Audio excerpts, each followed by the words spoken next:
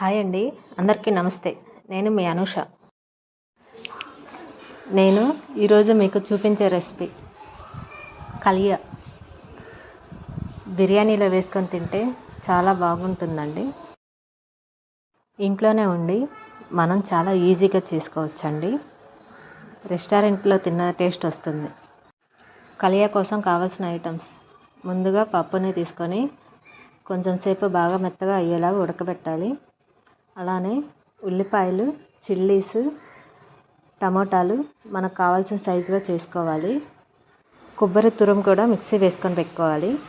ఇప్పుడు బౌల్లో ఆయిల్ తీసుకొని మనం ముందుగా కట్ చేసి పెట్టుకున్న ఉల్లిపాయలు, చిల్లీస్, అలానే టమాటాలు లో ఫ్లేమ్లో పెట్టి కొంచెం సేపు బాగా మగ్గబెట్టాలి.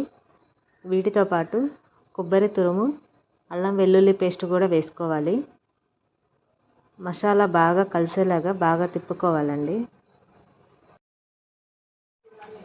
బాగా మగ్గితేనే కలియ టేస్ట్ వస్తుందండి. ఇప్పుడు మనం పసుపు యాడ్ చేసుకోవాలి. పసుపు వేసాక బాగా కలుపుకోవాలండి.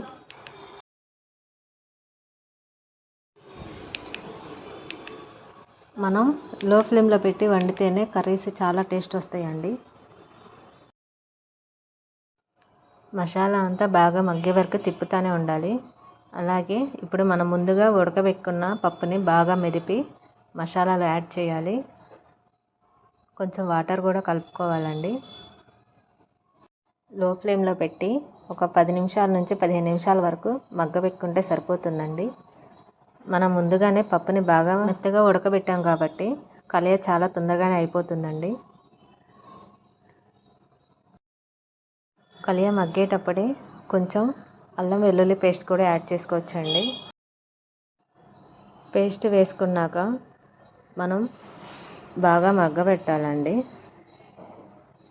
ఇందులో చింతపండు పులుసు కూడా యాడ్ చేస్తాము, కొంచెం పుల్లగా అనిపించడం కోసం.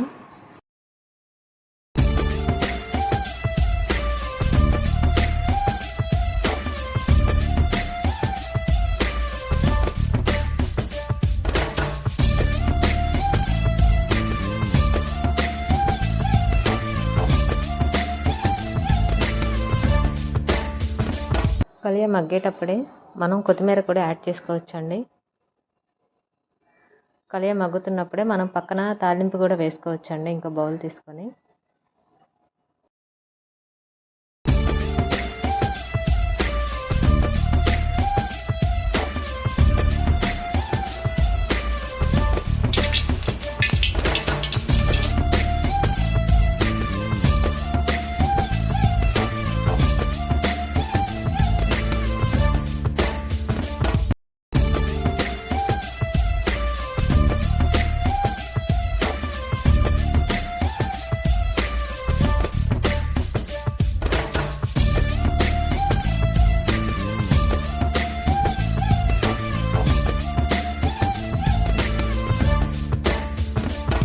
తాలింపు గింజలు కాలిన తర్వాత కరివేపాకు, కొత్తిమీర, అలానే పుదీనా యాడ్ చేసుకుంటామండి.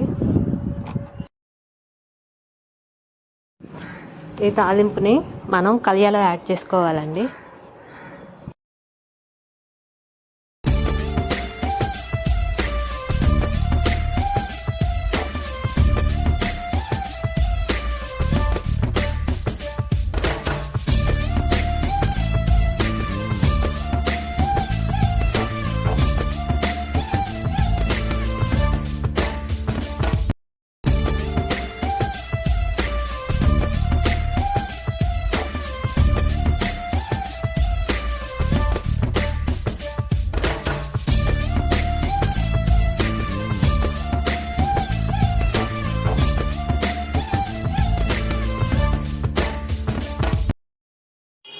మనం వెయిట్ చేస్తున్న కలియ రెడీ అండి.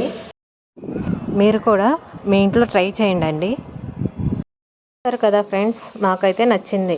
మీకు నచ్చితే లైక్ చేయండి, కామెంట్ చేయండి. Please subscribe.